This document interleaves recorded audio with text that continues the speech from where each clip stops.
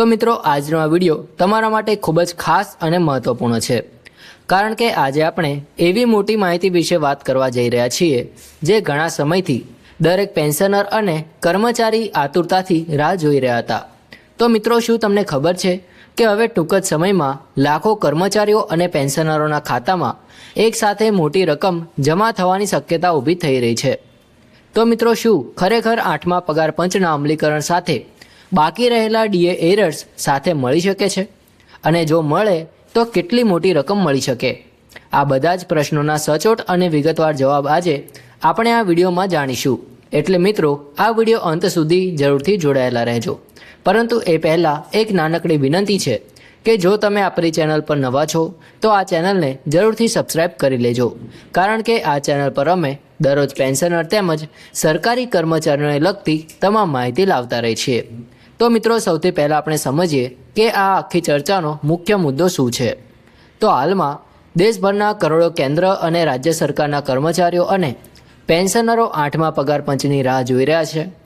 જાન્યુઆરી 2025માં સરકાર દ્વારા 8મા પગાર પંચની રચના કરવામાં આવી હતી અને તેને પોતાનો અહેવાલ તૈયાર કરવા માટે લગભગ 18 મહિનાનો સમય આપવામાં આવ્યો છે। હવે આ સમયગાળો પૂર્ણ થવાની નજીક છે અને તેથી હવે આશા વધી રહી છે કે ટૂંક સમયમાં 8મો પગાર પંચ અમલમાં આવી શકે છે। આ સમાચાર માત્ર એક સામાન્ય અપડેટ નથી, પરંતુ લાખો પરિવારો માટે આર્થિક રીતે મોટી રાહત લાવી શકે છે એવી ઘટના છે।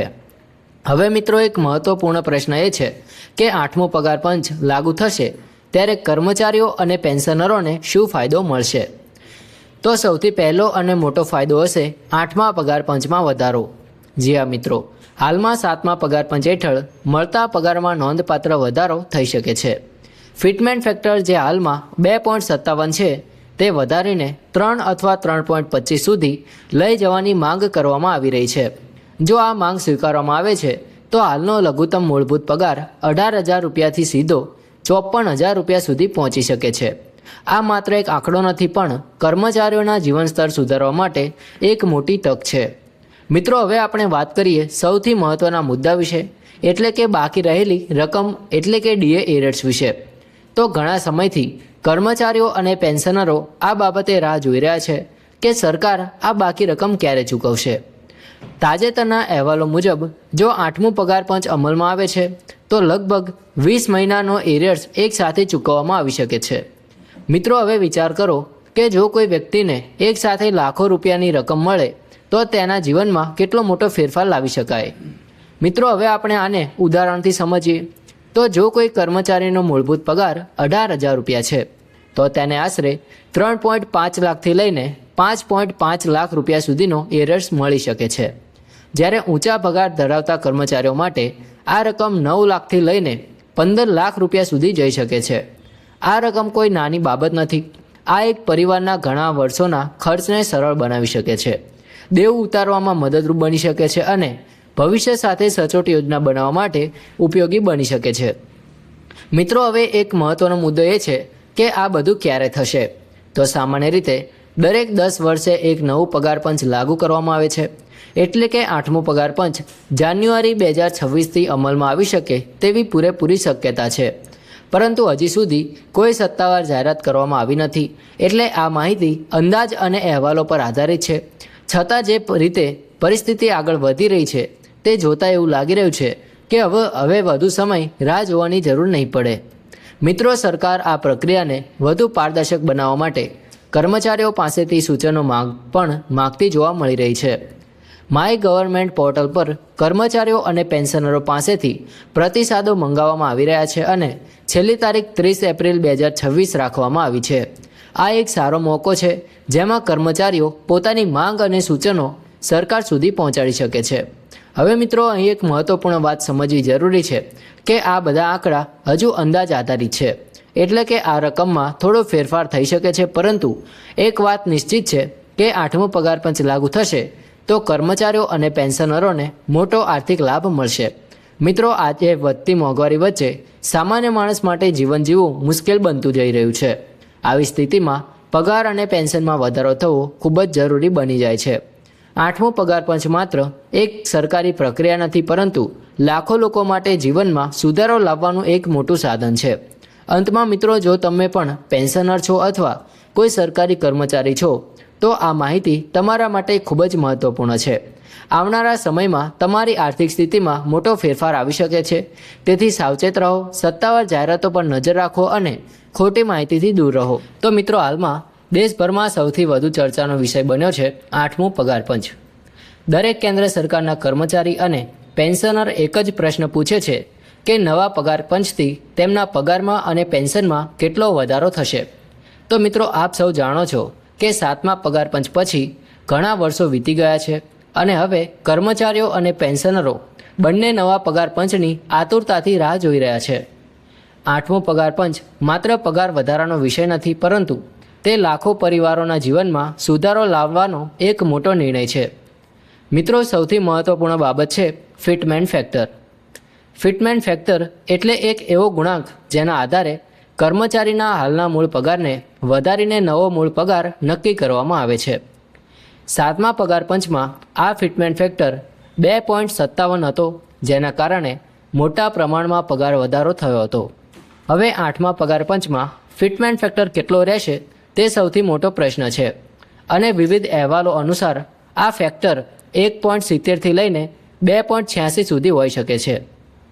ચાલો મિત્રો, હવે એક એક કરીને સમજીએ કે જો અલગ અલગ ફિટમેન્ટ ફેક્ટર લાગુ થાય છે તો પગારમાં કેટલો વધારો થઈ શકે છે.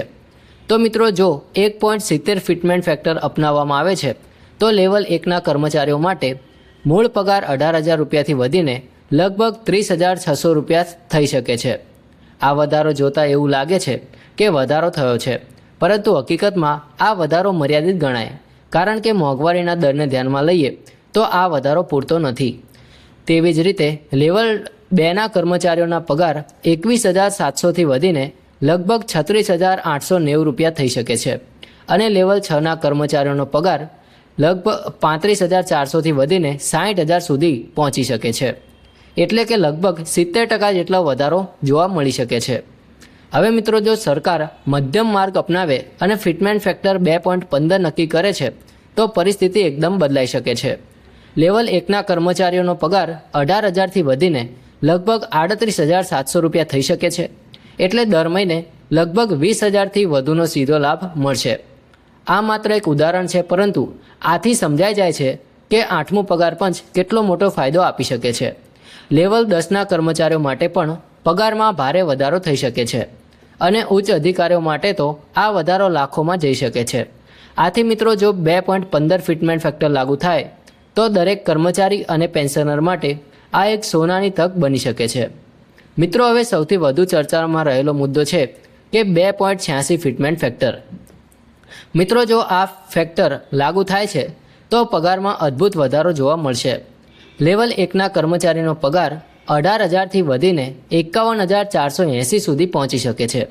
એટલે કે પગાર લગભગ 3 ગણો થઈ શકે છે. આ માત્ર એક આંકડો નથી, પરંતુ તે કર્મચારીઓના જીવનમાં મોટું પરિવર્તન લાવી શકે છે. લેવલ 3 અને લેવલ 6ના કર્મચારીઓ માટે પણ આ વધારો ખૂબ જ મોટો રહેશે અને ઉચ્ચ અધિકારીઓ માટે પગાર લાખો રૂપિયા સુધી પહોંચી શકે છે. મિત્રો, હવે સૌથી મહત્વપૂર્ણ પ્રશ્ન છે કે આ બધું ક્યારે લાગુ પડશે. તો હાલમાં સરકાર દ્વારા કોઈ સત્તાવાર જાહેરાત કરવામાં આવી નથી, પરંતુ મળતી માહિતી અનુસાર સમિતિને 18 મહિનાનો સમય આપવામાં આવ્યો છે. એટલે સંભાવના છે કે 2027 સુધીમાં 8મો પગાર પંચ લાગુ થઈ શકે છે. આ સમયગાળો લાંબો લાગે, પરંતુ આ નિર્ણય ખૂબ જ વિચારપૂર્વક લેવામાં આવે છે, કારણ કે તેનો અસર કરોડો લોકો પર પડે છે. મિત્રો, હવે વાત કરીએ પેન્શનરો માટે. તો ઘણા પેન્શનરોને પ્રશ્ન હોય છે કે શું 8મો પગાર પંચ તેમના પેન્શનમાં પણ વધારો લાવશે કે નહીં. તો મિત્રો, તેનો જવાબ છે હા. જ્યારે પણ પગાર પંચ લાગુ થાય છે ત્યારે પેન્શનરોને પણ તેનો સીધો લાભ મળે છે, કારણ કે પેન્શનની ગણતરી મૂળ પગારના આધારે થાય છે. એટલે કે જો મૂળ પગારમાં વધારો થશે તો પેન્શન પણ વધશે. આથી પેન્શનરો માટે આ સમાચાર ખૂબ જ સારા છે. મિત્રો, અહીં એક મહત્વપૂર્ણ સલાહ પણ આપવી જરૂરી છે કે ઘણા લોકો સોશિયલ મીડિયા પર આવતા અફવાઓમાં આવી જાય છે અને ખોટી માહિતી પર વિશ્વાસ કરી લે છે.